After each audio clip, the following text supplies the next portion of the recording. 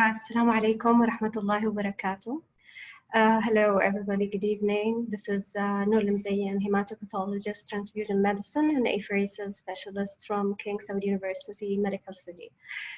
It's my pleasure to welcome you today on the behalf of the Saudi Society of Blood Disorders to celebrate the Apheresis Awareness Day 2020, which is sponsored by THROMBOCYTOPENIA, BCT, and I'd like also to mention that this meeting is recorded. Apheresis Awareness Day this year has been so special, since the whole year of 2020 was so special so far, unique and tough. We have it taught us a lot of lessons, and I believe the most important lesson we have learned is to appreciate the very simple blessings we have in our lives. Apheresis is one of these blessings in the medical field. It touches medical specialties. Despite that, most of the time it's being under-recognized and unnoticed. Having said that, during the pandemic, it has been utilized to alleviate the suffering of many patient acute conditions, because the exacerbation of hematological, neurological, and nephrological diseases don't follow the rule of quarantine or lockdowns. Adding to that, it has been a strong weapon in the battle against COVID-19 worldwide. It has been utilized from the donor side for a collection of convalescent plasma to treat patients with COVID-19 exacerbation, and on the other side, TPE, therapeutic side, has been used to treat patients with a cytokine storm disease as a secondary.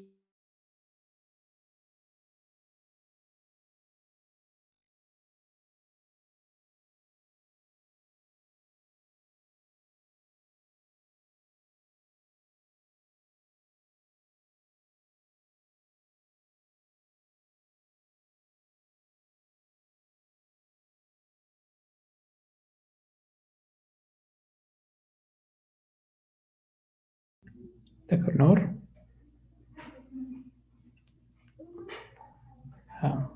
Did you hear Dr. Nour or just me?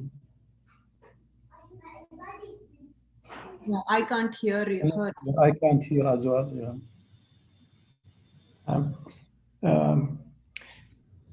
Okay. So till we get back to Dr. Nour, I would like to, my name is Firas Al-Frey, I'm the president of the SSPD. I would like to thank Nour for chairing this session, as well as the speakers. We are honored to have a distinguished speakers today who will be trying to speak about different areas regarding apheresis.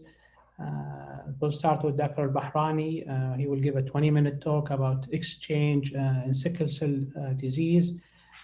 Dr. Justin Kreuter also will speak about the role of extracorporeal photopheresis in bone marrow transplant, followed by Dr. Sawti on TTP, plasma exchange, and pregnancy. At the end, which is around 8:30 p.m. local time in Saudi Arabia, we will try to have a panel discussion and to address some of the questions the audience will have. Without any further delay, I would like to invite Dr. Albahrani, who's a chairman of Blood Bank and Transfusion Services in King Fahad Specialist Hospital in Dammam, to start his first talk. Albahrani. Yeah, thank you.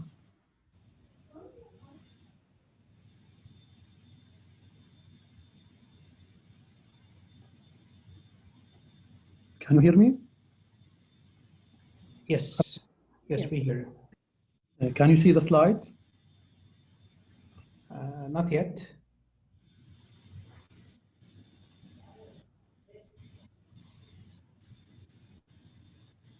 Hello? Hello? Yes, sorry. Let me welcome. Hello? Hello? Yes. Welcome back, Dr. Nour. Yeah, sorry for the disconnection. Let me welcome the speakers for today. Dr. Ahmed Albahrani from King Fahad Medical City, Dr. Justin Kreuter from Mayoclinic, Rochester, Minnesota, and Dr. Sawti Ratkal, Northwell Health, New York. Thank you, and let's start with our first speaker for today, Dr. Ahmed Albahrani, who is a consultant transfusion medicine stem cell transplant, King Fahad Specialist Hospital, Dammam, head of stem cell transplant lab and therapeutic apheresis unit, co-chairman of hospital blood utilization and safety committee. Thanks, Dr. Albahrani, for accepting, and the floor is yours. Thank you, Dr. Nour. Thank you for the nice introduction. It is an honor to be with you today. Also, I would like to thank Dr. Firas for the nice organization of this webinar, and Dr. Nour as well. Can you see the slide, please?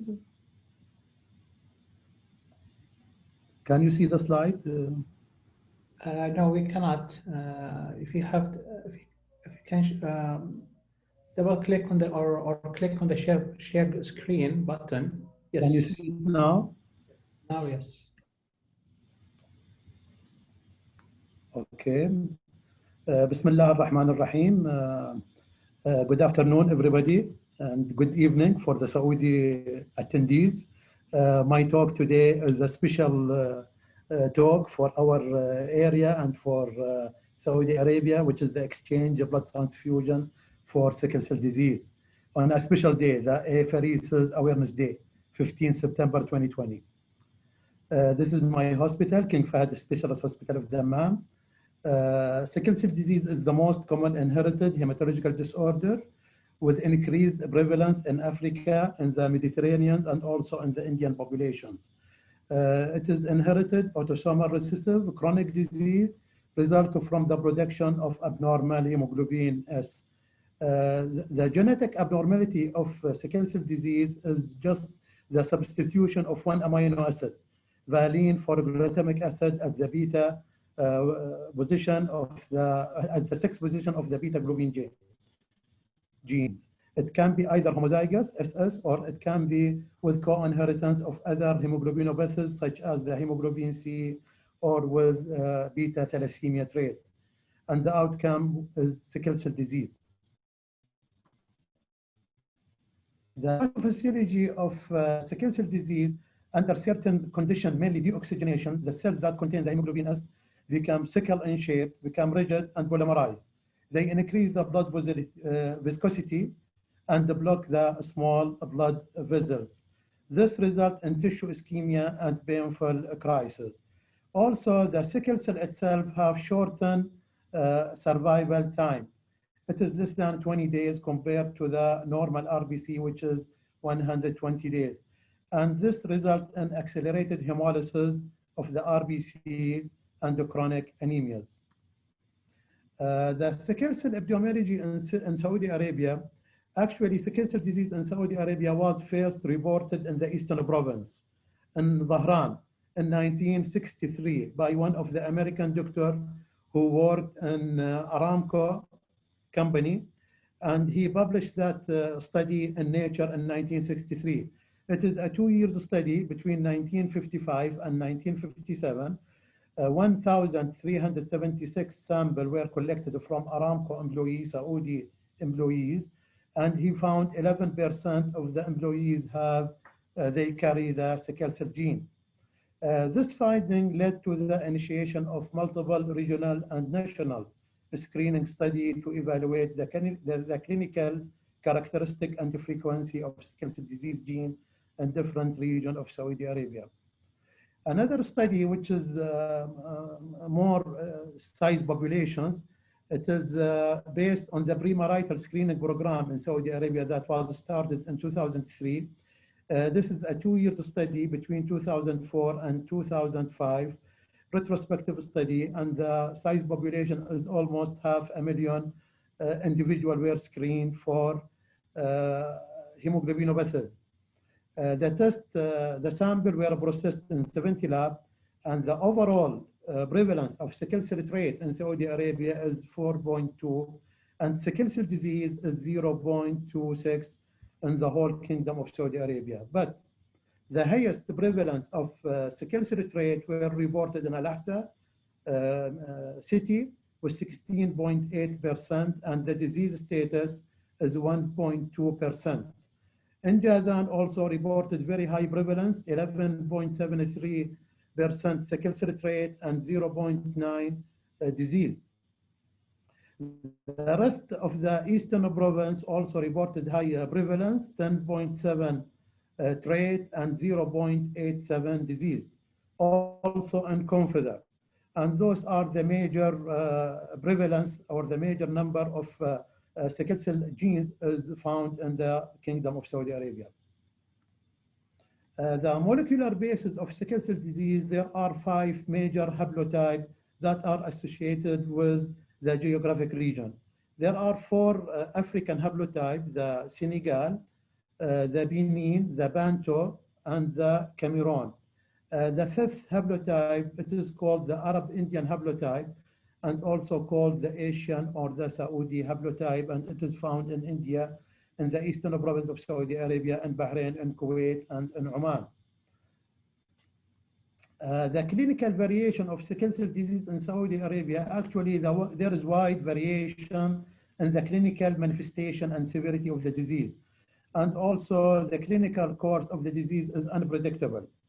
Some patients are asymptomatic for so many years and they just admitted once and they will have severe complications and multi-organ failures and fatality might occur. The factor that influence the clinical variation of the disease is the co-inheritance of alpha thalassemia, the high level of hemoglobin and hemoglobin F, low hemoglobin A2 and MCV, low reticulocyte count and platelet counts, environmental factors, recurrence of infection, especially viral infection, nutrition, socioeconomic status of the patient, and also the differences in genetics. The differences between the 2 major areas that is affected by sickle cell disease in Saudi Arabia, which is the east part of Saudi Arabia and the west south of Saudi Arabia in Jizan. The east part, they have the Arab Indian haplotype, whereas in the west is the Benin haplotype. Also in the east part, in the eastern province of Saudi Arabia, there is high co-inheritance of alpha thalassemia, and this make the disease is milder. Also, the avascular necrosis of the femoral head is more common in the eastern population, and with the presence of persistent splenomegaly. Whereas the acute chest syndrome and the stroke and the priapism is more in the western part, which is the Benin haplotype.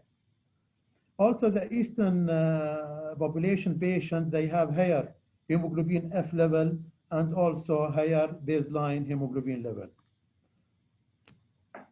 The acute manifestation, the acute clinical manifestation of sickle cell disease are vaso-occlusive crisis, stroke occur 10% overt stroke, and silent stroke occur in 20 to 35% of patients. The recurrence rate is actually very scary, is very high, 46 to 90%. Acute chest syndrome could be idiopathic or associated with other things like infection, pulmonary infections, or fat embolism.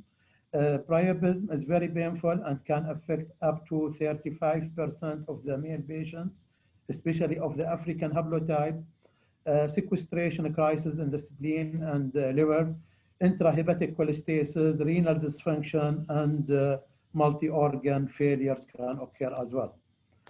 Chronic clinical manifestation of sickle cell disease is the recurrence of vaso-occlusive crisis and also the chronic vaso-occlusive crisis, avascular necrosis of the bones, cholelithiasis, pulmonary hypertension, iron overload, and alloimmunization from the simple blood transfusion.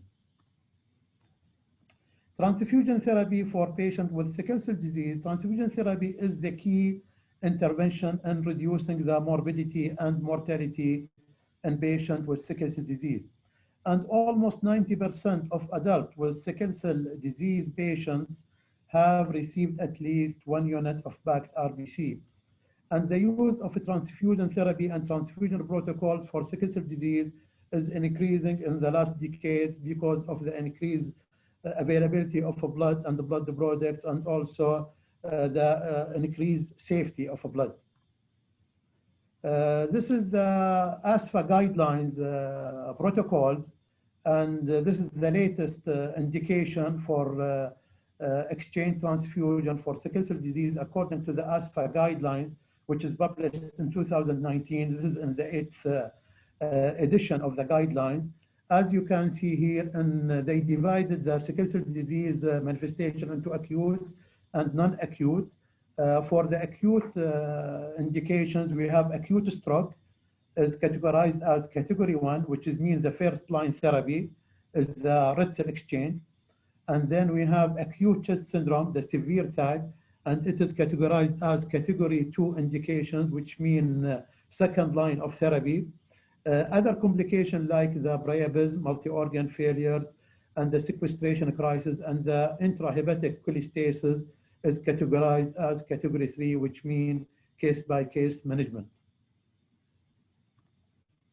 For the non-acute indication of RBC exchange and sickle cell disease, we have the stroke prophylaxis again as category 1, which means first line therapy. Pregnancy in the previous edition of the ASFA guidelines, it was category 3, now it is category 2, which means second line of therapy. For the recurrence, prevention of the recurrence of vaso-occlusive painful crisis, it is also category 2. And for the preoperative management, it is category 3.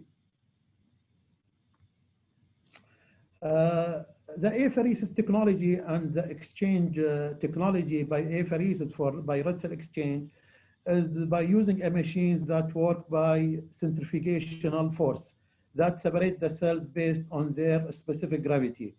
And as you can see here, that the RBC is separated from the buffy coat layer and from the plasma, and then the RBC, the abnormal RBC, are exchanged with normal RBC from a healthy donors. So the benefit of a blood transfusion is to lower the hemoglobin S percentage in the patient, and also to increase the hemoglobin level. Also, it suppresses erythropoiesis, and at the end suppress sickle cell productions. Also, it dilutes the hemoglobin S that is present in the patient blood. The benefit of automated RBC exchange, it replaces the abnormal patient RBC with normal donor healthy RBCs. And also we can achieve this rapidly by removing the abnormal RBC. It improves rapidly the oxygen delivery and the clinical condition of the patients. Very important, it reduces the blood viscosity. We can control the hematocrit. Also, it reduces the iron overload that is associated with the disease itself, or because of the use of multiple simple transfusion. Also, we can control the fluid balance. We can, I make the fluid balance of the patient isovolemic, unless there is hypervolemia. Also, we can reduce the adhesion molecule level. Actually, this is a publication. They found also that the procedural interval with automated RBC exchange is longer, 4 to 6 weeks, compared to the manual, and to also better than the simple transfusion. The issue with the Albahrani, sorry, 1 minute left for you, please, if you can continue. How many minutes? 1. 1 minute. Okay, thank 1 you. minute. Okay. For the stroke management of sickle cell disease, there is improved in the outcome for sickle cell disease, and there is lower rate of stroke recurrence compared to those treated with RBC transfusion, 21% versus 57%. Also, for the acute chest syndrome, the RBC exchange is emergency, especially when there is rapid deterioration and when the oxygen saturation is below 90%.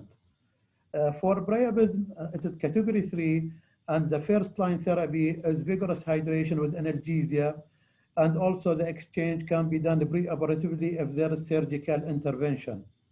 This is a nice study of 4 patients with sickle cell disease and multi-organ failure, initially treated with RBC exchange, but there were no improvement.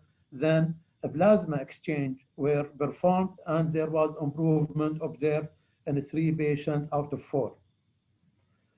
For the preoperative transfusion, as I said, it is category 3, and by the automated instrument and automated apheresis technology, we can target the hematocrit of 30% and also the hemoglobin S of 40%.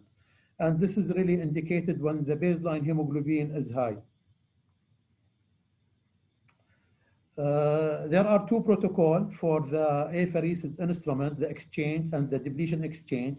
Usually I use the depletion exchange when the hematocrit, the baseline hematocrit of the patient is high. When the baseline hemoglobin or hematocrit of the patient is low, I use the exchange protocol.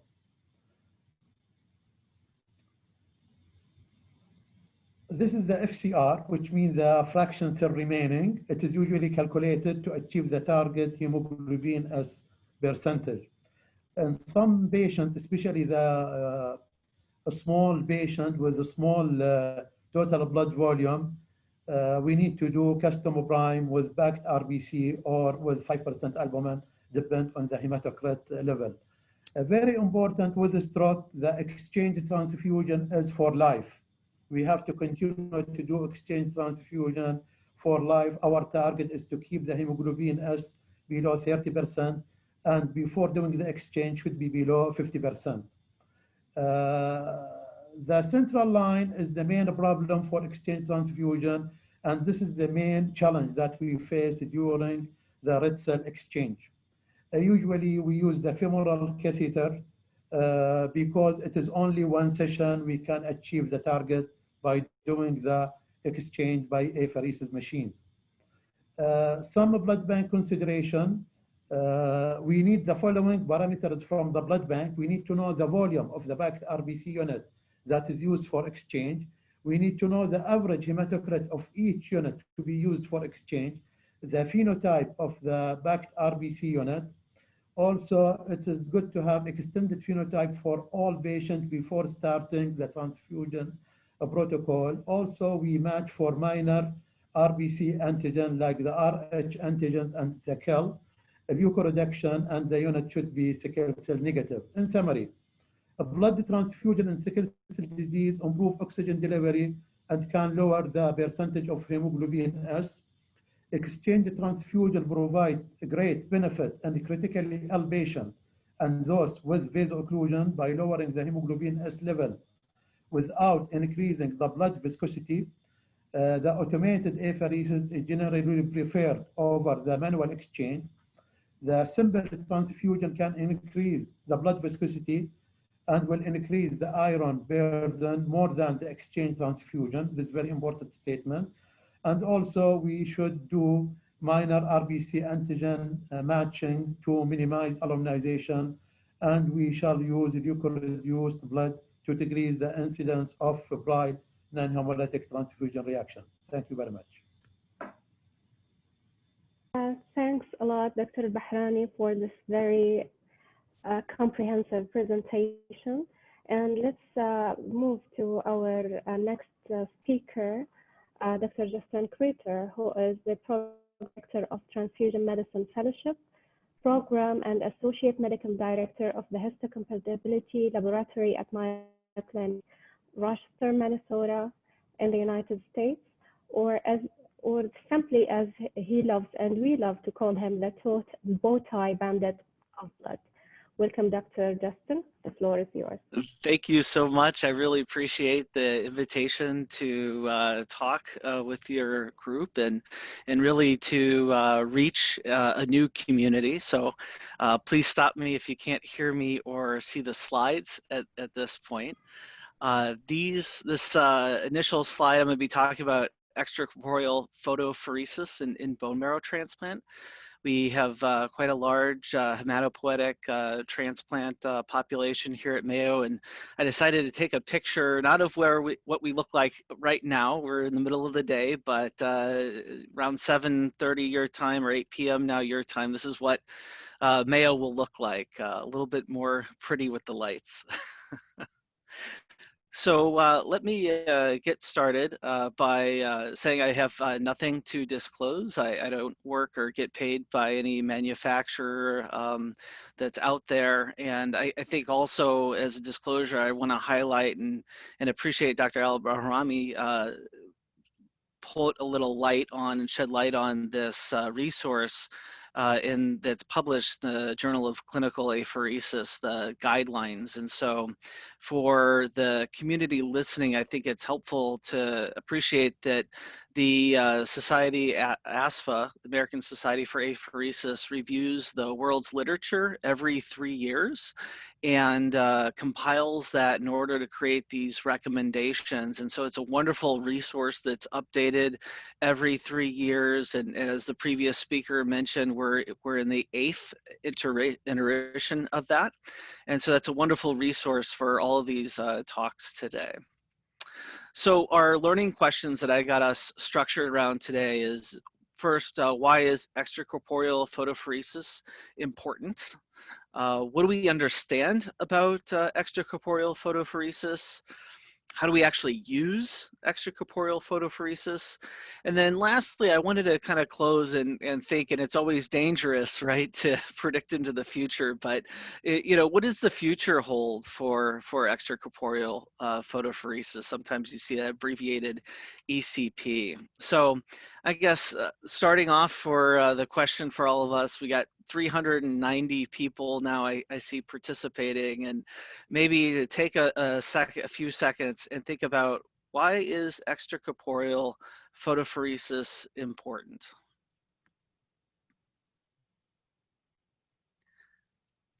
Now, I suppose that's a little dangerous because depending on what your familiarity with this is, I'm sure there's a whole variety of answers out there, but hopefully this kind of gets us in the mindset to tackle this talk and talk about this therapy a little bit more. It's really about the patient is the why, right? So after we do an allogeneic hematopoietic stem cell transplant, unfortunately, we have not mastered the ability to get our graft versus leukemia effect maximized and to take away this graft versus host disease complication that goes with it. And so you can see here the numbers, 10 to 60% kind of grade 2 to 4 acute GvHD, so in the first 100 days or so. And then we also have a rate of around 6 to 80% after transplant, moderate to severe chronic graft versus host disease. And so there's a lot of patients that can be struggling with graft versus host disease. And this treatment, ECP, is something that we are going to use to help improve the life of these patients quite significantly. And so let's launch into this a little bit. We know acute graft versus host disease. Again, going to those ASPHA criteria, it has a grade of 1C and is a category 2. And what that means is that category 2, it's an accepted second line or adjunct therapy that's going to be used to things like steroids and immunosuppression in order to suppress that graft versus host. And the grade being 1C is saying that it is a strong recommendation with low quality evidence to support it.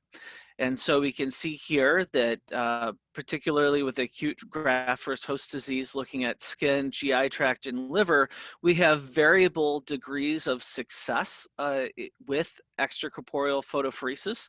But it's important to remember that patients that are getting ECP are patients who are being treated with steroids and immunosuppression and are not getting the complete benefit of that. They still have moderate to severe graft versus host disease. If we flip over to look at chronic graft versus host disease, we're still a category 2. It's an adjunct therapy that we use. But in this case, we have more evidence, and so that's why ASFA has graded this as a 1B. So it is a strong recommendation with moderate quality of evidence. And again, here we can see I put kind of the percent success rate that's been seen in a case series. Actually, this is data from Mayoclinic looking at different manifestations of graft versus host disease. So skin, liver, ocular, oral, lung, GI, and then MSK is musculoskeletal, which is particularly problematic as patients can develop fibrosis and contractures, and so can't extend out their extremities and really engage in life the way that they want to.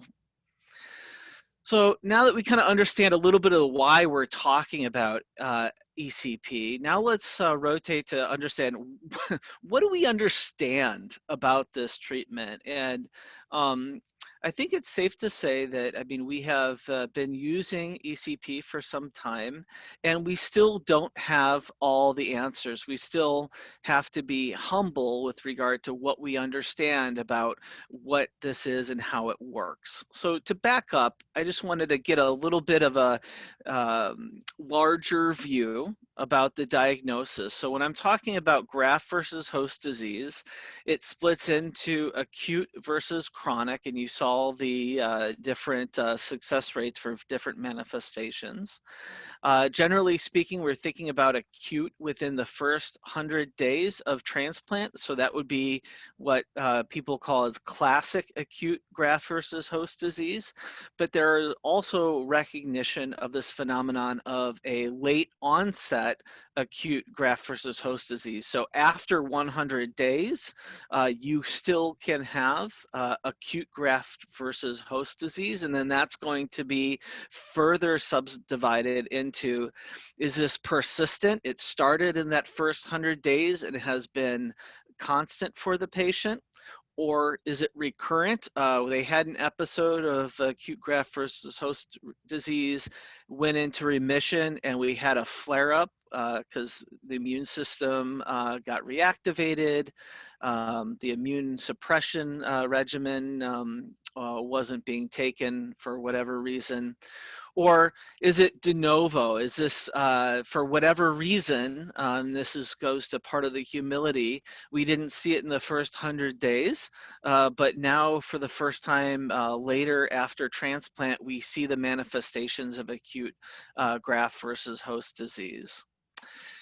So I'm highlighting that difference to say that the mechanism and what we see going on in the patient is a little different. And so it's worth understanding that when we're looking at these therapies. So in acute graft versus host disease, this is really activation of the donor T cells by the host, the recipient's antigen presenting cells, those professional antigen presenting cells. So donor T cells getting activated, and that's why the pathology of acute graft versus host disease is really characterized by a lot of T cell infiltrate, a lot of cytokine cell mediated injury, and a lot of inflammation. This contrasts with chronic graft versus host disease, because in chronic, this is actually more of a, in total, dysregulation of allo and autoreactive immune cells. So both host and donor immune cells, really a dysregulation of the immune system, which is resulting in inflammation. But what's key here is you get that fibrosis. And so, and again, that's what is particularly devastating for some patients that have musculoskeletal manifestations, is they can have contractures to where they can't extend out their arms or their fingers and engage in life. So with extracorporeal photopheresis, what we're doing, what the actual procedure is it goes through really 3 steps.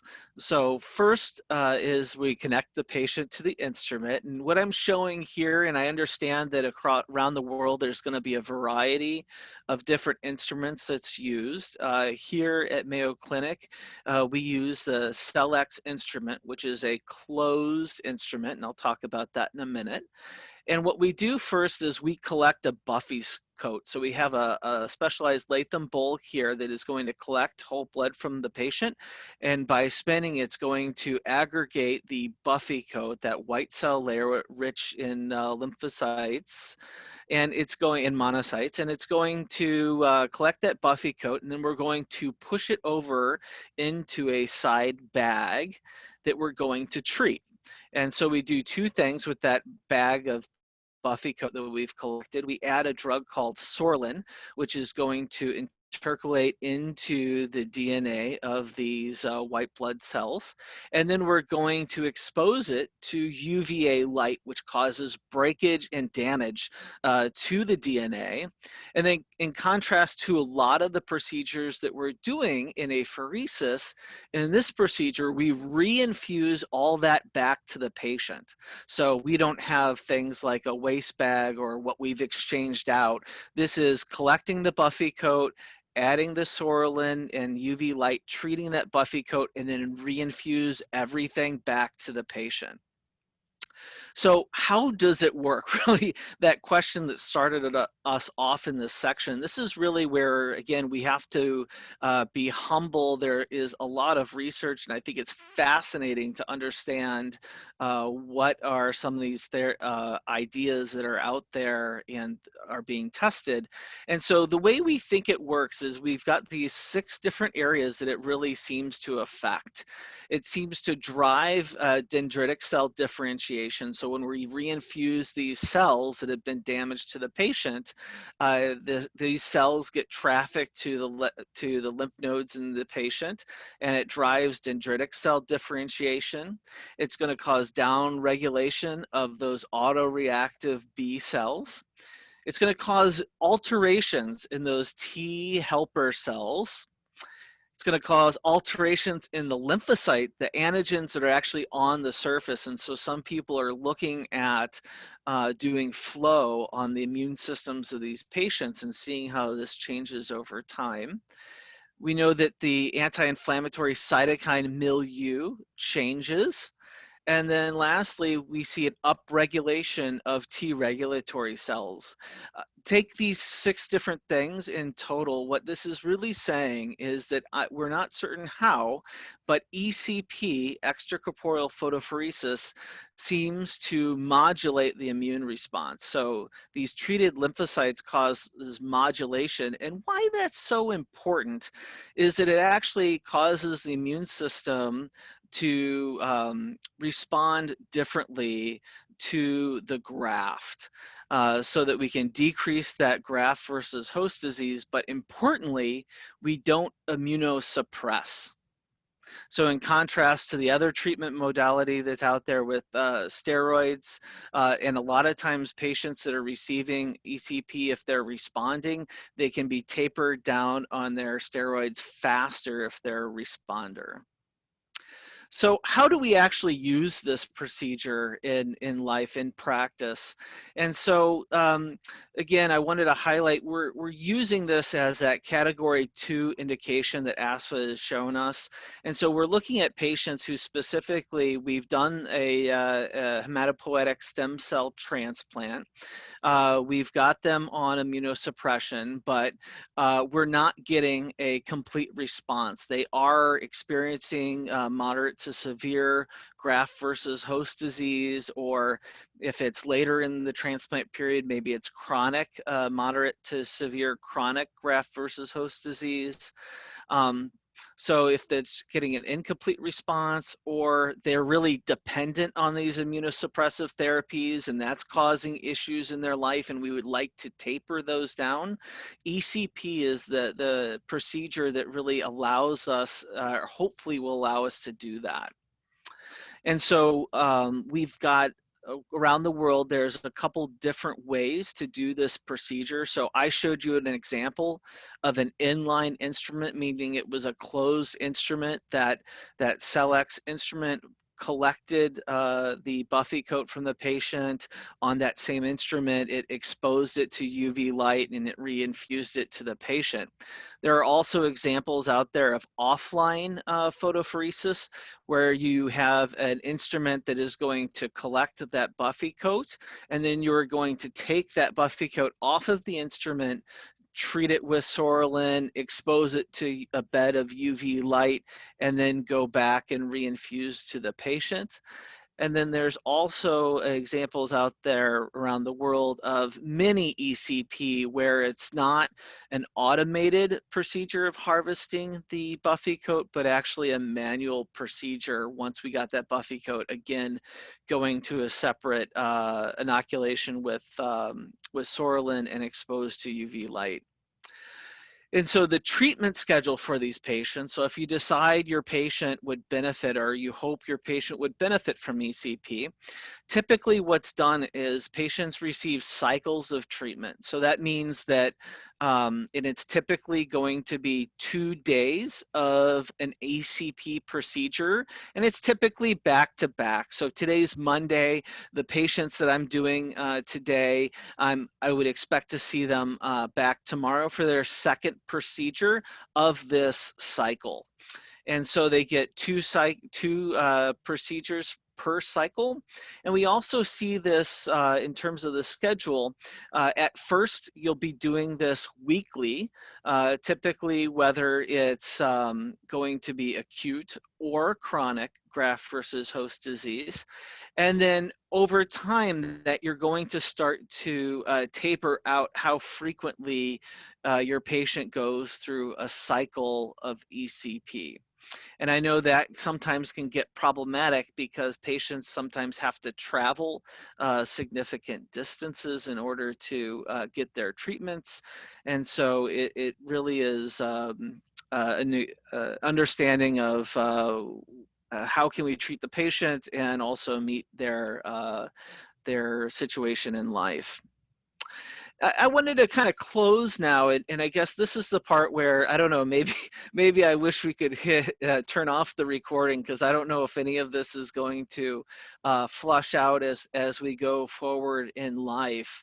But I always like to kind of think about knowing what we know about extracorporeal photopheresis, where are we going to be going potentially in the future based on research that's going on or what people are looking at. And the two things that really kind of come to my mind that I really want to watch as this field continues to evolve is, well, firstly, the schedule. It's challenging for patients to, at least in the United States, there are patients that sometimes have to travel significant distance in order to receive photopheresis. Not every hospital has this capability.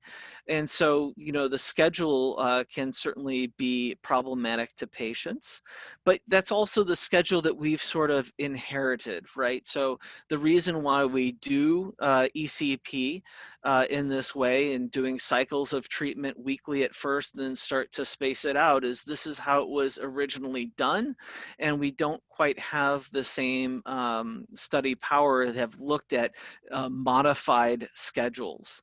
And so anytime you come across a patient in practice where there's a schedule that's been modified, it's usually because of some life challenge that the patient is navigating. And so I think the schedule, you know, what's important for patient care is important. And then the other aspect is the procedure, how we do the procedure. So the inventor of a ECP has recently, in the last few years, started to explore nuances on how we do the procedure.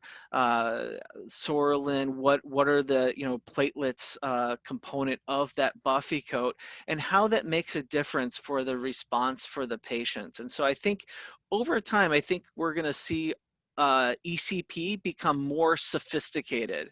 In other words, I'm imagine that the procedure in the future may look slightly different if I'm treating somebody for acute graft versus host disease versus Sézary syndrome or cutaneous T-cell lymphoma. But we're going to have to see how that pans out. And so my last slide here is just my contact information. I'm at Kreuter MD on most social media platforms, and there's my email address. And I'll turn it back over to the next presentation. Thank you. Thanks a lot, Dr. Justin, for this very insightful presentation. We'll move to our next speaker, or last speaker for today, Dr. Sawti Ratkal, who's a medical director of blood bank at Northwell Health Core Laboratories, associate medical director, transfusion services at North Shore University Hospital, and assistant professor of pathology and laboratory medicine at Donald and Barbara Zucker School of Medicine at Hofstra. She will talk about TTP and plasma exchange and pregnancy. The floor is yours, Sawti. Thank you. Thank you, everyone. And I really thank you for this opportunity to share our experience about TTP and plasma exchanges in pregnancy.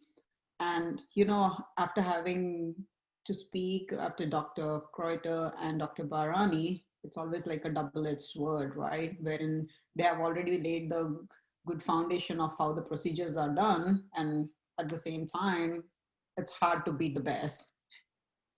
Okay, so without the delays, the objectives for today's talk is to go over thrombotic microangiopathy and the differential diagnosis and the pathophysiology of TTP and the current treatment guidelines that are available. And of course, the role of plasma exchange in treating these patients and my conclusions. So thrombotic microangiopathy is actually a spectrum of disorders. So there are multiple diseases which can actually end up in this common end organ damage. And that's why it's most likely a histological diagnosis, which in majority of the times, there is not a need for diagnosis based on biopsy. So what happens over here is due to the endothelial damage because of various causes, the end result is thrombosis in various different organs and resulting into a microangiopathy like picture, which is basically what you see schistocytes and the breakdown of cells in a peripheral smear. So it's the name suggests thrombosis and microangiopathy. That's what it is. So in this long spectrum of disorders, one of them is TTP. And this is something that we have actually been treating for a while, and it's a well-recognized entity. To the left, we see a normal blood flow, which includes the red cells and the platelets that I have actually drawn over here. And these long molecules are the 1 Willebrand factors. And this scissor-like mechanism is the ADAMTS13, which actually breaks down these long molecules into the smaller ones or the shorter ones. But in case of TTP, if there is a deficiency of these ADAMTS13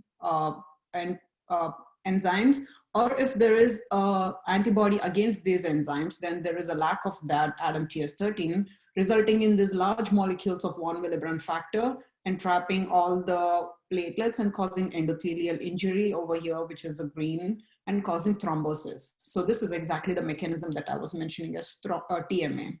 And when these red cells actually have to go through this trapped thrombosis, it ends up being what's called the schistocytes. And that's one of the characteristic features we actually look into on the smear to diagnose this. So the classic method of TTP is majority of the times, or in most occasions, the two important aspects is knowing that the patient presents with thrombocytopenia. So many of them may not even actually have a petechiae or bruises on their body, but the labs show the finding of thrombocytopenia. And the second most important entity is microangiopathic hemolytic anemia. And that is the schistocytes that's noted over here on the peripheral smear. And this leads to anemia, hence the patients can actually present with fatigue and pallor. And the next third important aspect is the neurological involvement, which happens to a certain extent, and patients can present with headache, confusion, or behavioral changes and seizures. Very rarely we come across patients presenting with fever and also renal involvement. And this is not something that they come with a heavy proteinuria. It's usually something like a urine dipstick that shows some amount of proteinuria or a creatinine mildly elevated on your lab tests. But 35% of these patients actually present with splanchnic disturbance, which is like nausea, vomiting, abdominal pain. These are something that frequently the patients present with. And up to 25% of the patients can have a cardiac involvement and complain of palpitations and chest pain, but we do not see them very often, unlike the other three entities. What is not typically a characteristic of acquired TTP is peripheral edema and high blood pressure. And why I mentioned this is it's kind of typical for HELP or preeclampsia that we discuss later in pregnancy. And this is one of the distinguishing feature for TTP versus HELP. So the differential diagnosis of TMA, whether it's in pregnancy or not in pregnancy, is a long list. And I've tried to cut it down to a few, just curtailing to the pregnancy over here. It could be TTP and complement mediated HUS, which we used to call atypical HUS in the past, and the hemolysis, elevated liver enzymes, and low platelets. That's the HELP syndrome in pregnancy. Catastrophic antiphospholipid syndrome, sepsis or GIC, and the usual E. coli and Shigella toxin related HUS and malignant hypertension. So these are a few differentials. Any of these could actually present with thrombocytopenia and anemia. Hence, when we have such a long list of differentials, the workup of course gets really long, and we have to carefully make sure to rule out each of those before we can appropriately treat the patient as well. So the Maha-like picture that I have been mentioning on lab tests shows that there will be elevated lactate dehydrogenase because of the breakdown of the cells and the release of the enzyme from the red cells itself. But at the same time, this can be also a result of the end organ damage.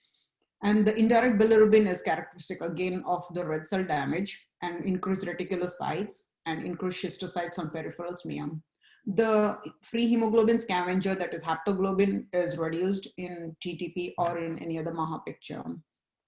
And to make sure that in pregnancy, the maternal fetal outcome is better, we have to also do an ultrasound Doppler for the fetal involvement, and the EKG or the chest X-ray to, sorry, there is no chest X-ray, EKG for the cardiac involvement. And autoimmune screen, of course, as I was mentioning, for antiphospholipid syndrome and other vasculitis conditions.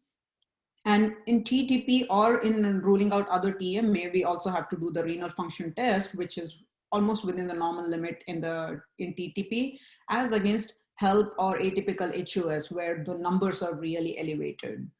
Here I have indicated MCV, which is the mean corpuscular volume. And this is within the normal limit and not very elevated, because this helps us in differentiating if there is B12 deficiency. And that is one of the causes of a similar picture of TMA. And then important also is for Coombs negative to differentiate between autoimmune causes of hemolytic anemia versus TMA. And the liver function in TTP is within normal limits. This is to again help distinguish between HELP and preeclampsia, where the liver enzymes are way elevated as compared to the Maha picture. The coags like D-dimer and fibrinogen help us to differentiate between DIC and TTP, because in TTP, more or less the coags are within the normal limits. Plasmic score is an important tool which helps us actually understand the risk for TTP. And there are 7 different criteria, and each of these get a single score. And if the score is above 5, that is 6 or 7, then they're under high risk of TTP. And this involves a very low platelet count, under 30,000, and the creatinine within normal limit, that is under 2, and a normal INR under 1.5. And if the mean corpuscular volume is under 90, and if we have positive evidence of hemolysis, with absence of active malignancy or transplant, because these two can also be presenting as TMA. ADAM-TS13 testing. This is a challenge, and it has been, and it will for some time at least.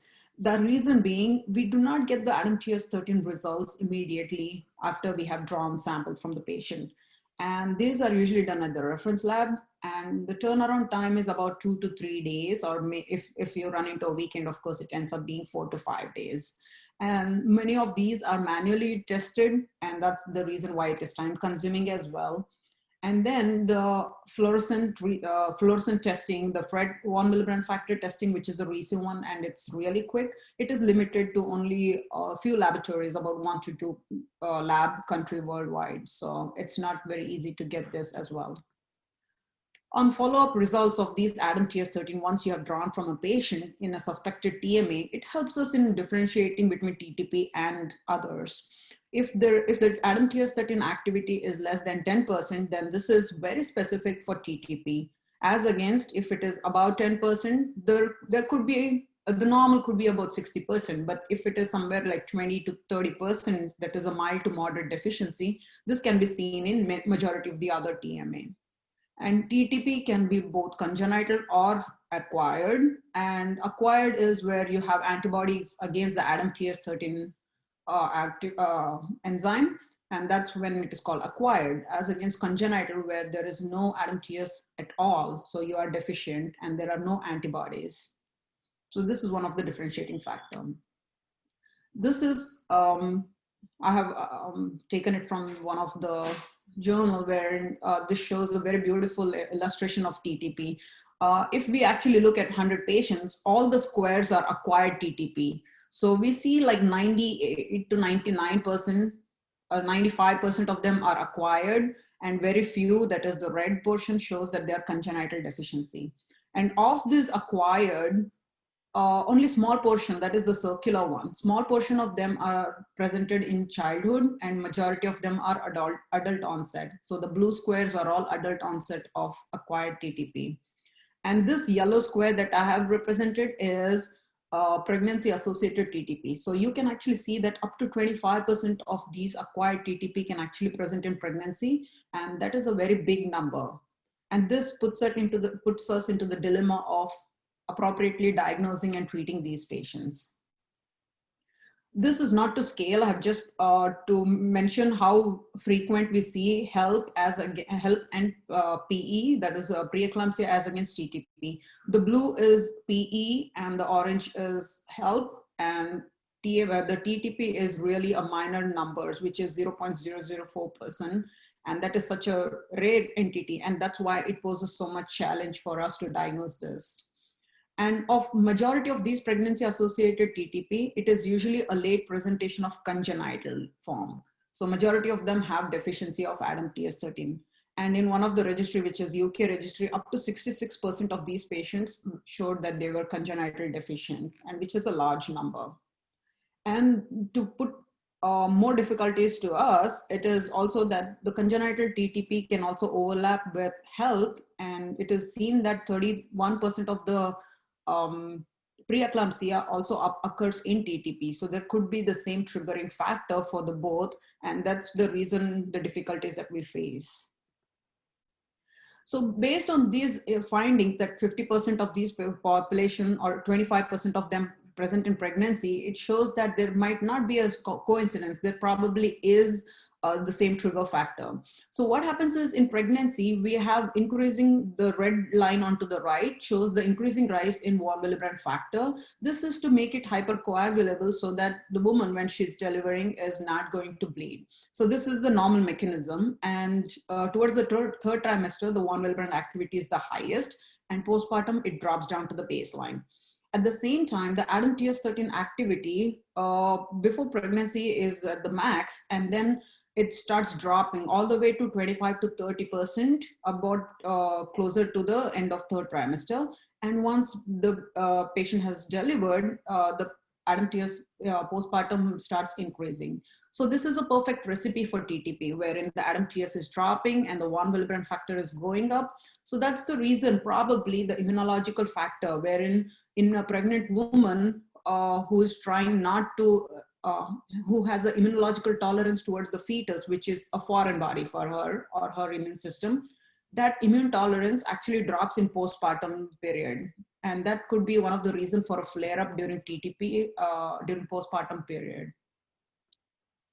This is an illustration for the different timelines of gravid TMA.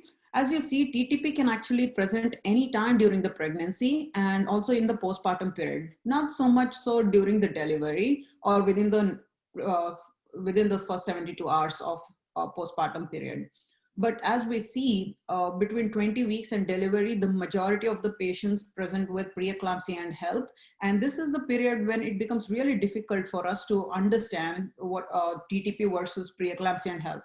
Hence, we have to be very cautious in raising the flag when we actually think it could be TTP.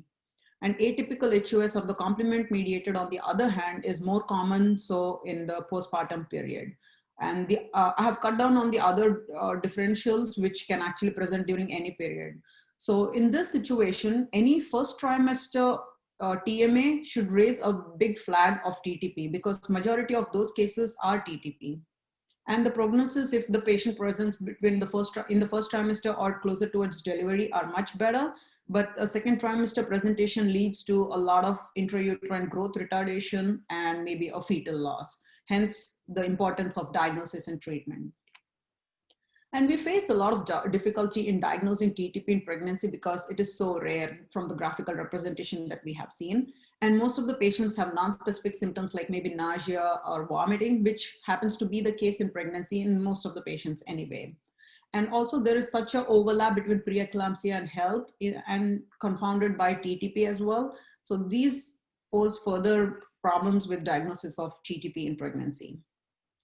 And this definitely requires a multidisciplinary team effort. We need an obstetrician and a 24-hour lab service. Hematologists play a very important role, and anesthesiologists in case we need an emergent delivery or control, because sometimes plasma exchange is done within the OR itself if it is severe.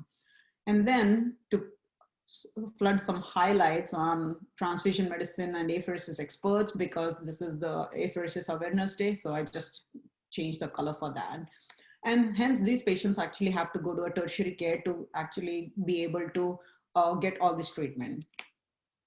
So what does a transfusion medicine or apheresis expert do? We analyze the patient's stability. We have to assess, because once you have to put the patient on the plasma exchange machine, which of course takes some amount of volume out of your body. So you are prone to undergoing hemodynamic instability. So we need to assess if the patient is capable of going on the apheresis machine and assess all the labs. And the most important is also draw the ADAM-TS13 if we think it is TTP, or to rule it out.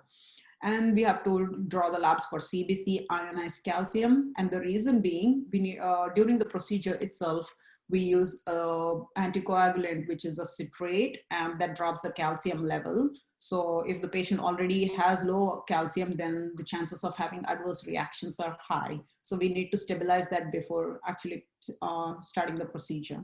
And to assess other medications, majority of the times when we are doing apheresis, we look forward to ACE inhibitors, but in pregnancy, the chances of being on ACE inhibitors are very low. So that should not be a situation here.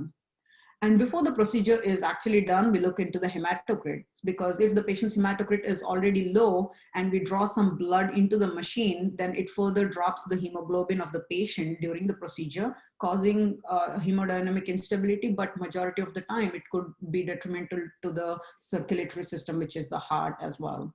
So before starting the procedure, if the crit is low, we can give a unit of blood, but there is a mechanism otherwise wherein once the patient's on the machine, the circuit can be actually primed with a unit of blood as well. And when the apheresis nurse actually goes for the procedure, we also call it in a timeout, and we have to relay the nurse relays the vital signs. Because to keep in mind, what happens is once the doctor goes and sees the patient and makes this declaration of having to undergo plasma exchange, the nurse may be doing the procedure about 4 to 5 hours later, and that changes a lot in a patient during that period. So it is important to relay the vital signs and make sure that the catheter is in place, because depending on the procedures, in TTP, we have to do multiple procedures. So if that is the case, we need a central line, because Peripheral line for a couple of procedures is fine, but majority of them do not actually tolerate it so well. So need to make sure that the central venous line is in place. And the last minute change, especially when it comes to volume status, because if someone is very sensitive with the fluid overload, then we may have to change the fluid balance to something slightly lower, up to 97% as well.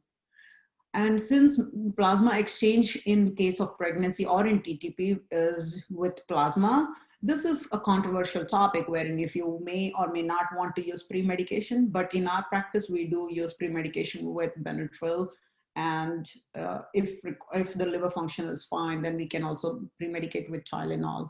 But if a patient has had a previous reaction, then a consideration can be also done with corticosteroids.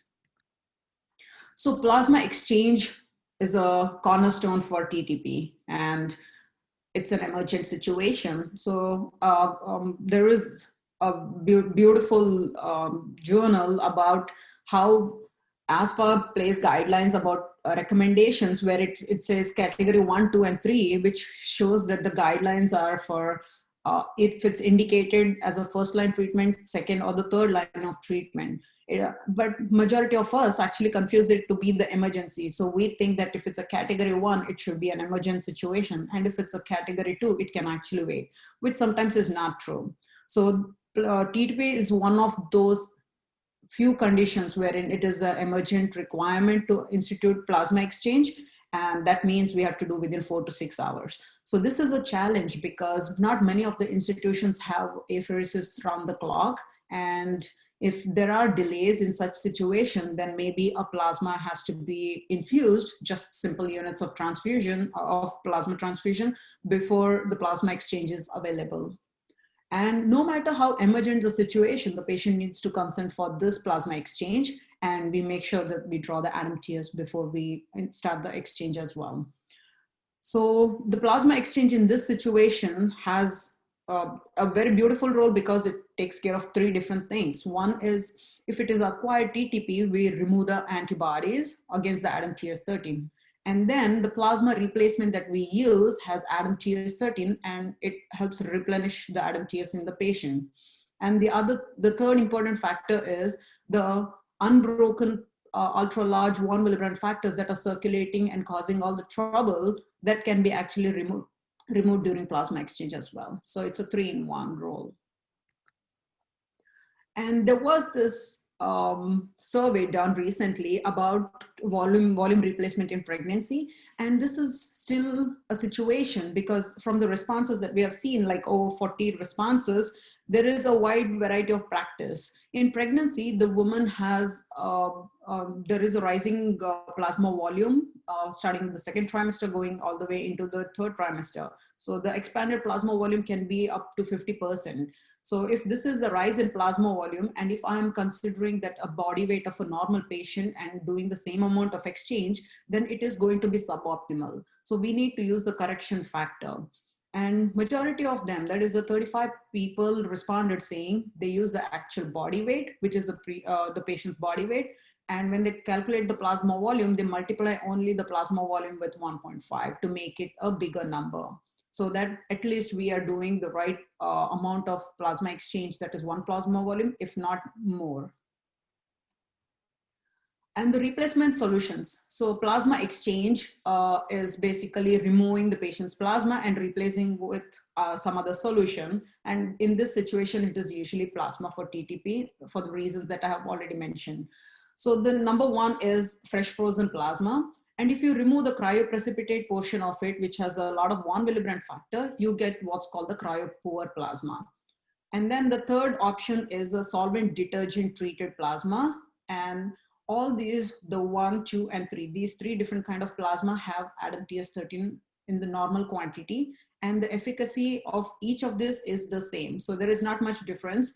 But it is also the availability, because the Canadian group, when they actually did a survey, majority of them gave cryopoor plasma. But here in our practice, we use only fresh frozen plasma, and in very rare cases, which is like refractory, that's when we try and use cryopoor plasma.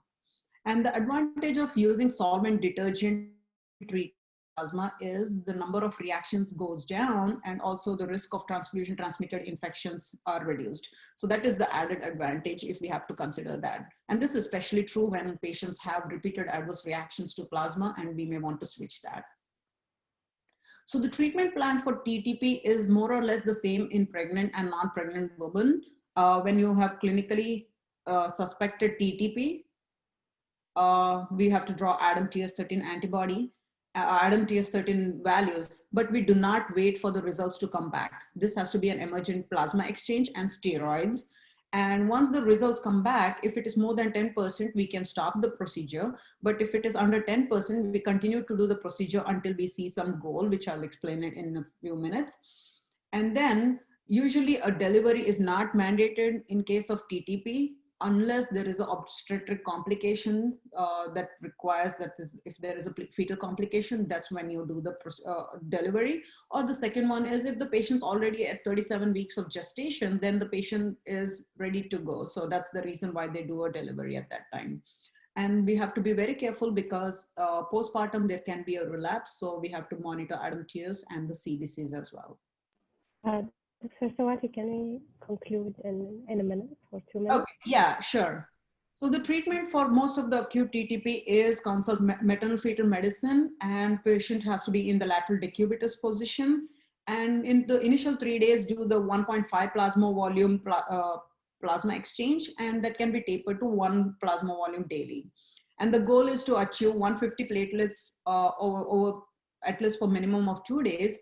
And the big question is if we have to taper or not to taper is still not answered, because there was a recent publication wherein there is no consensus of why one would choose to taper or not, and the exacerbations and the outcomes have been similar. And then if someone has antibodies, the remission or the number of procedures that is required to achieve remission is 3 times longer as compared to if patient doesn't have antibodies. So plasma exchange in pregnancy is indicated if there is acute TTP or if someone is in relapse for acute TTP, that is ADAM-TS is less than 10%. And in cases of congenital TTP, the normal protocol is to just infuse plasma infusion. But despite that, if the patient is not responding, then we may have to do plasma exchange.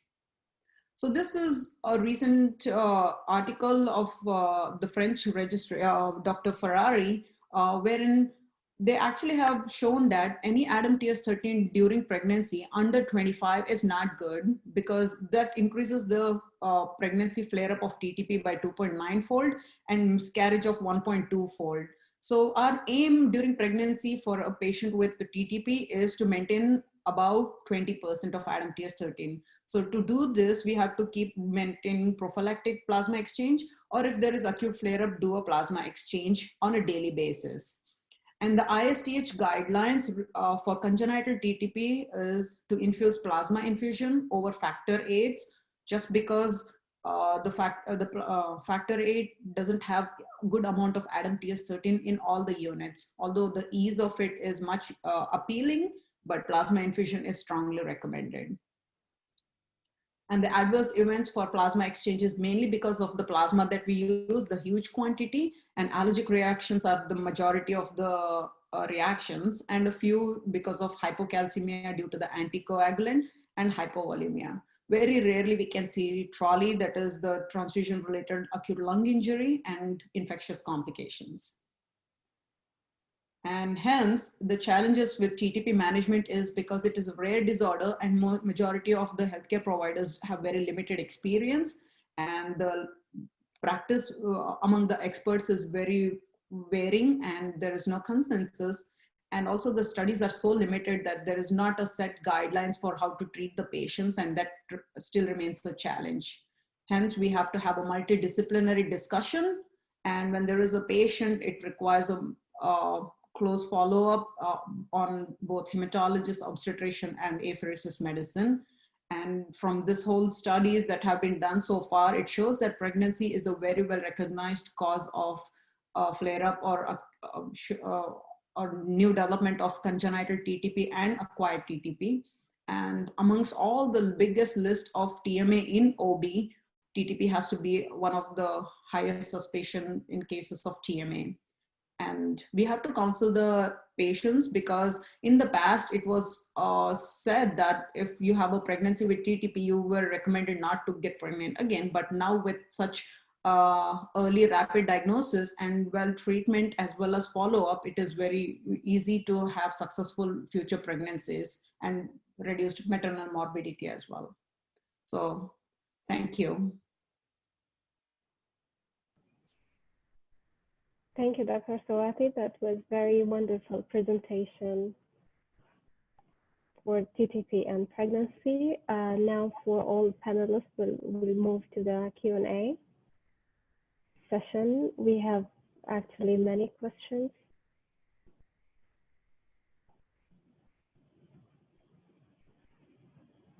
Is Dr. Albahrani around? Yes, welcome back all. Thanks. That were very insightful session. I have learned a lot, and we're flooded actually with questions. Let's start with a question to Dr. Ahmed Albahrani.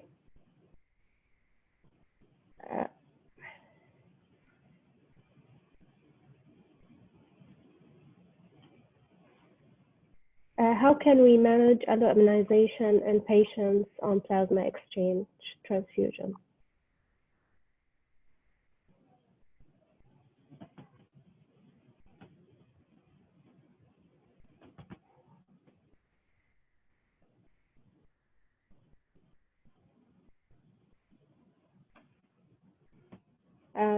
Dr. Albahrani, we cannot hear you. Can you unmute yourself, please?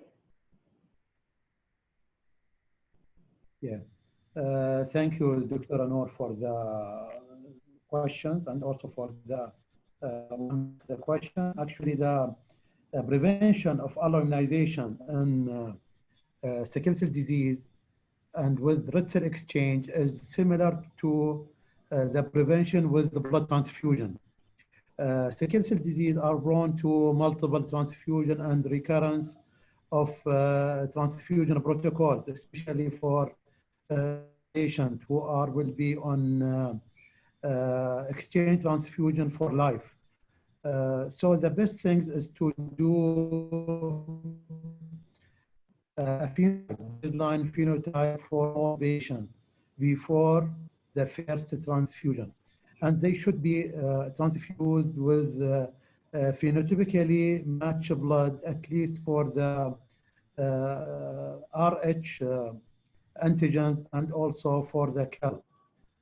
To make this easy, and this is what we are doing also in our institute, we phenotype all the blood unit donors for the RH and for the CAL.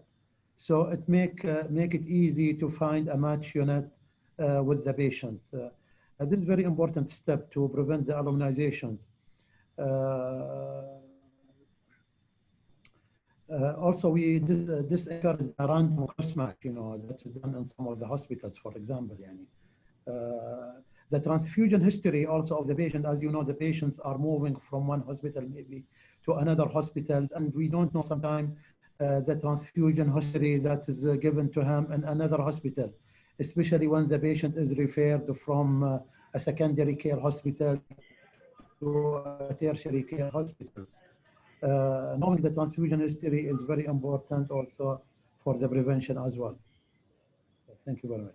Thank you, Dr. Albahrani. Our next question to Dr. Justin. Do you need long-term line for ACP, and what about the side effects? I think that's an insightful question. It really, and I think there are philosophical differences on centers. So at Mayo, we seek to get a line for a patient really for cause. So we do a line evaluation, and if we can do the procedure peripherally, we will do that until they need to have a line sunk in order for us to get through the procedure. And so it depends very much on the patient. If we can get the procedure done, we prefer to stay away from a line, since that's one of the major sources of complications. But excellent question. We try to stay away from it and go to it if for cause. Thank you, Dr. Justin. Our next question to Dr. Sawti. When you can give platelets and TTP, and if delivery is indicated, can you give platelets?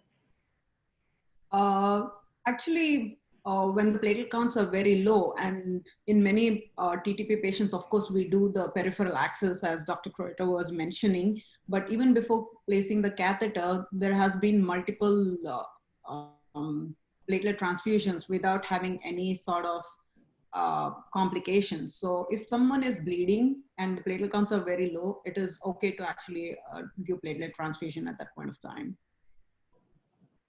Thank you, Dr. Sawti. But for most other indications anyway, we avoid doing the platelet transfusions. Yes, it's contraindicated. I agree. Okay, our next question to Dr. Albahrani.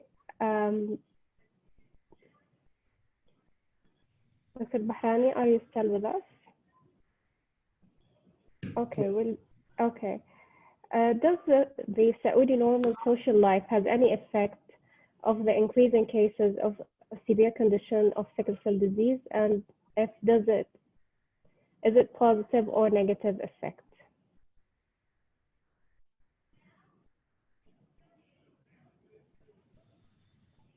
Thank you very much. Actually, this is a little bit difficult question.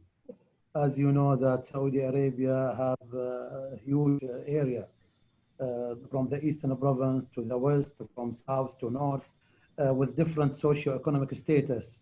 So we cannot generalize the socio-economic status and all the population of Saudi Arabia with different cities and villages. With increased health awareness, especially in the east of Saudi Arabia and also in the west part of Saudi Arabia, there is much improvement actually in the patient care, and also in the patient themselves. They know the factors that make the crisis more, especially the cold weathers, dehydrations, excessive exercise, stress factors as well. So all these factors improve the quality of life for those patients, for the sickle cell disease patients.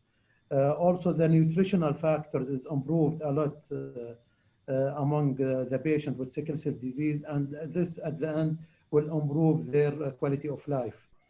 So there is a variation from city to city and from area to area. But in general, there is excellent improvement and excellent health education with the presence of so many society to take care and educate the patients about the factors and about seeking the proper medical advice and medical treatment and management as well. And as you know, we have also specialized center in part of the Saudi Arabia for the inherited blood disease disorders. Also, they give excellent care for the patients as well. Okay, thank you, Dr. Albahrani. Our next question for Dr. Kreuter. Is there any absolute or relative contraindication for ECP? And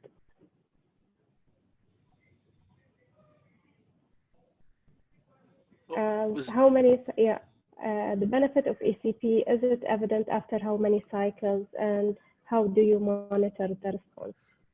Okay, well, for contraindications, certainly since we're using Sorlin in the procedure, if somebody has a sensitivity to that, although we use very small quantities, but that's something to be mindful of. If a patient has some underlying condition that makes them more photosensitive, that could be a contraindication.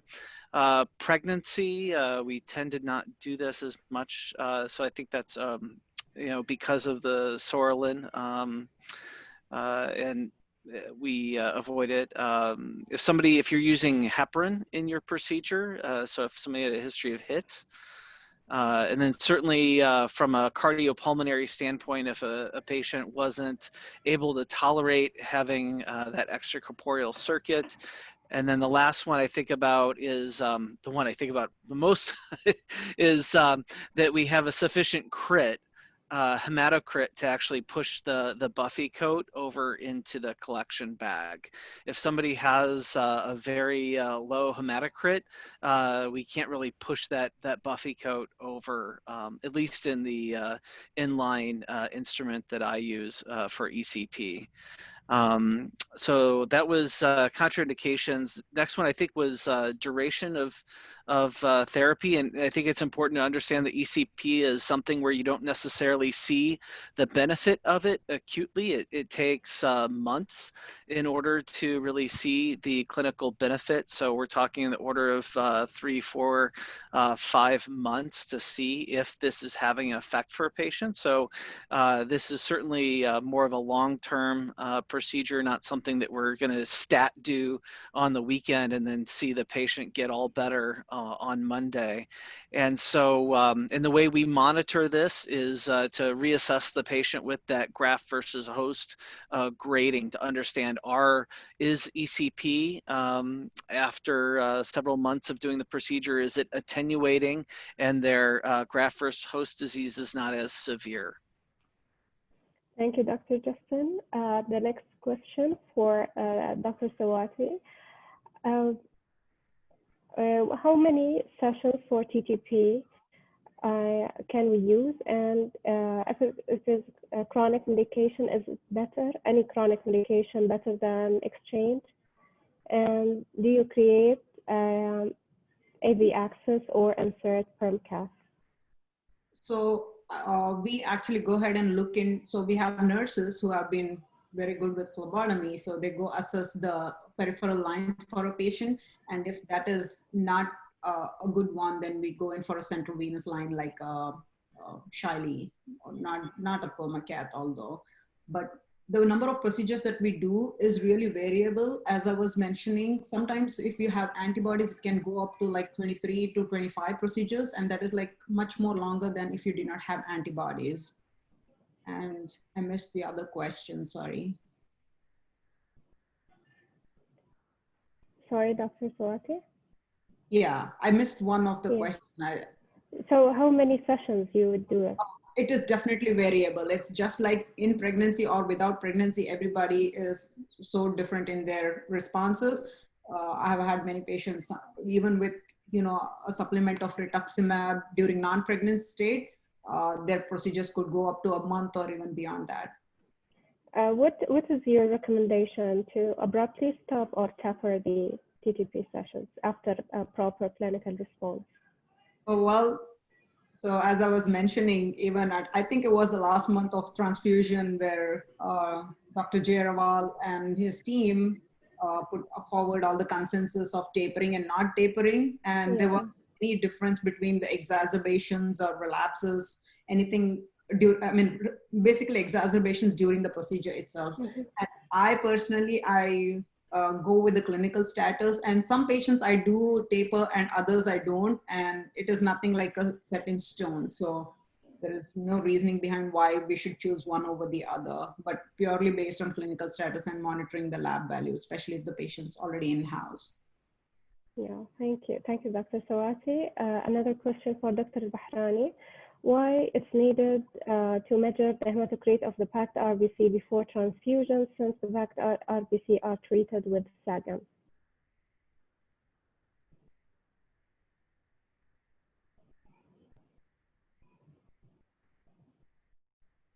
Dr. Albahrani, can you unmute yourself, please?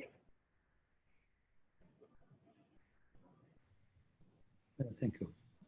We know that the average hematocrit that are treated by SAGM is around 60%. But there is variation also. Sometimes can be range between 55 to 65. And this variation depends on the donor hematocrit as well. As you know, we accept donor with a hematocrit with a hemoglobin of 13 up to 18. So this will affect the final hematocrit of the blood unit. If we did not add SAGM, the hematocrit of the unit will be around 80%. So we prefer to use the 60% hematocrit units for the exchange transfusion in the machines. And this is actually required to know the exact hematocrit of the blood unit.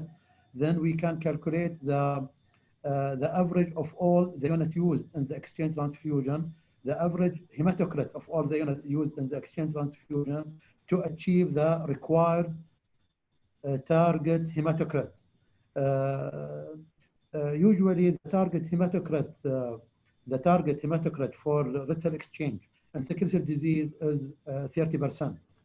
Higher than 30% is recommended, and this will expose the patient to hyperviscosity and will be exposed to sickle cell crisis.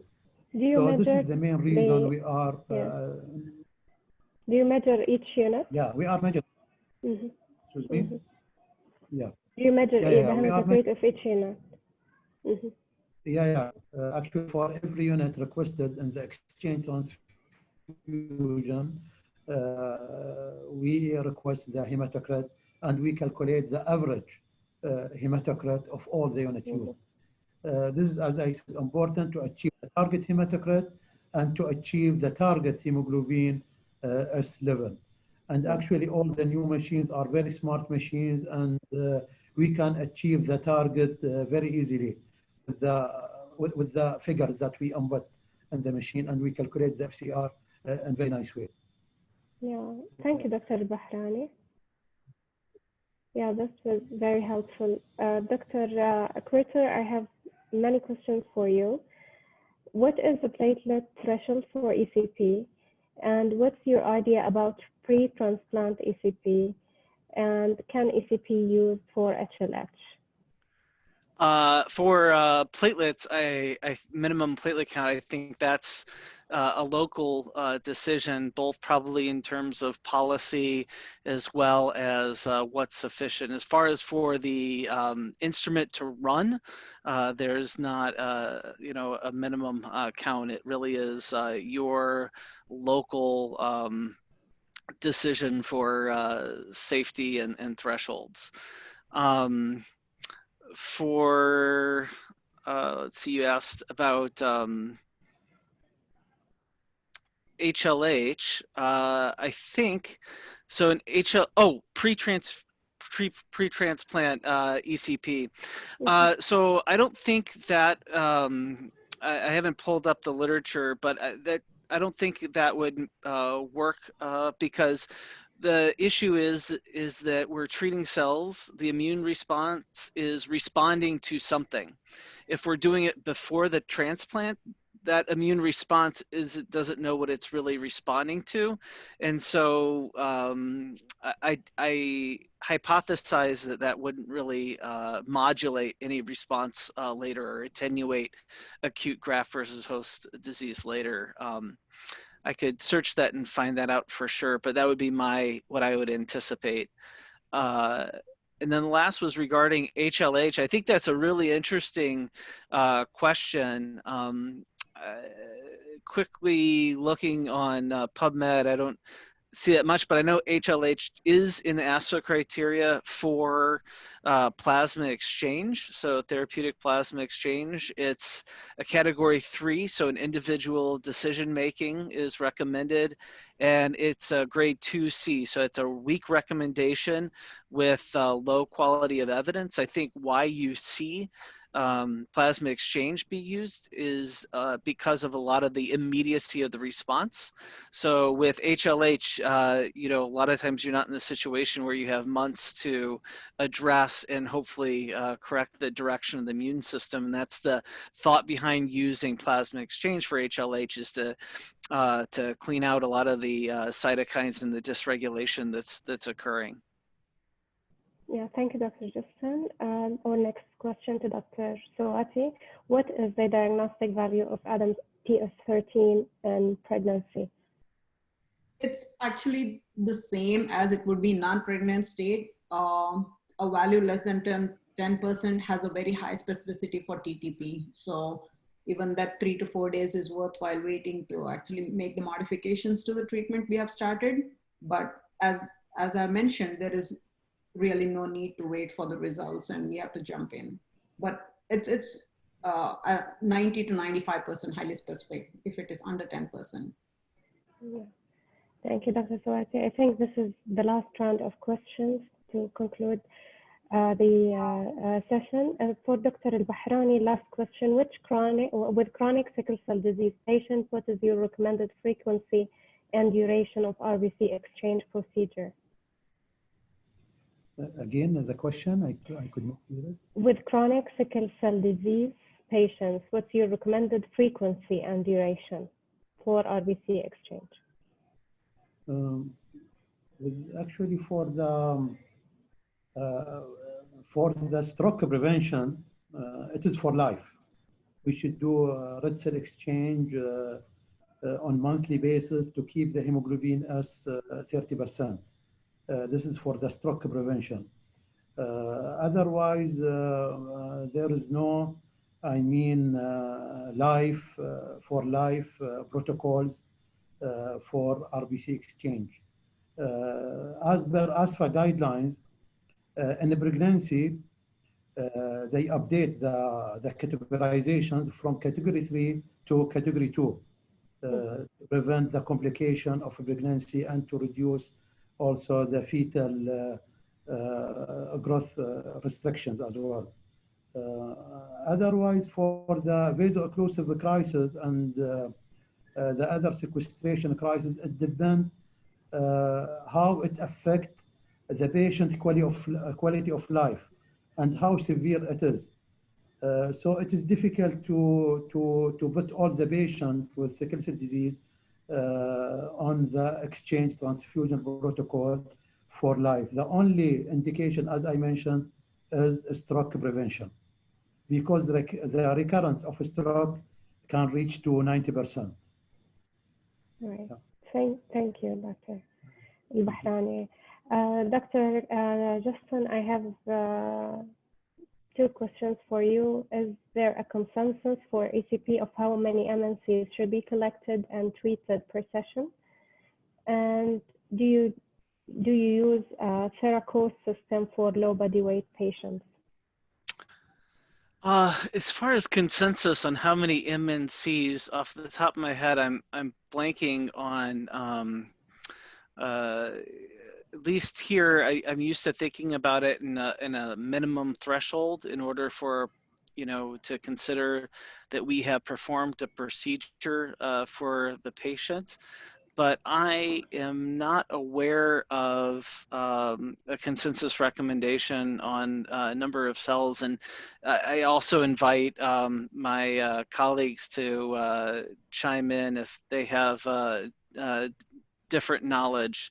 For low body weight patients, certainly there are kiddos, kids that have chronic graft-versus-host disease that we have treated on the THROMBOCYTOPENIA system, and with any sort of apheresis instrument, we take into consideration how can we do this safely for what their blood volume is.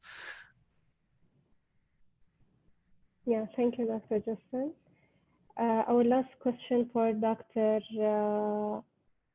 Sawti: in case of atypical or acquired TTP, if a patient on severe hemolysis, not improving with blood transfusion, what is the target hematocrit for starting plasma exchange, and what is the target of hematocrit can we proceed with?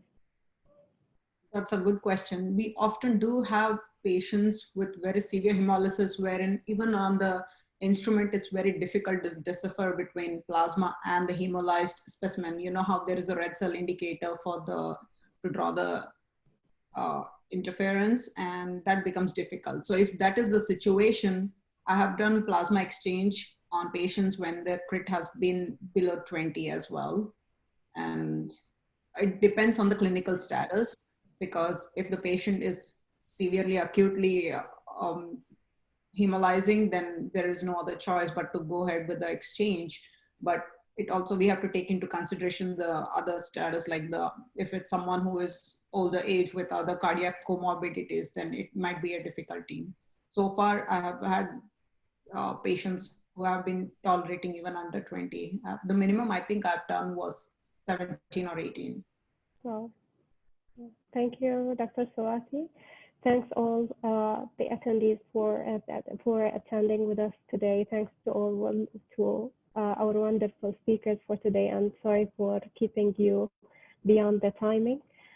Thanks to our attendees, and I hope you have learned and enjoyed as I really did. And until we meet again, keep smiling and stay safe. Thanks a lot. Thank you, Nour. Thank you, Nour. Thank you, organizer. Thank you, our speakers. Nice to see you, to meet you. Excellent discussion. Yeah. Bye. Thank you. Thank you.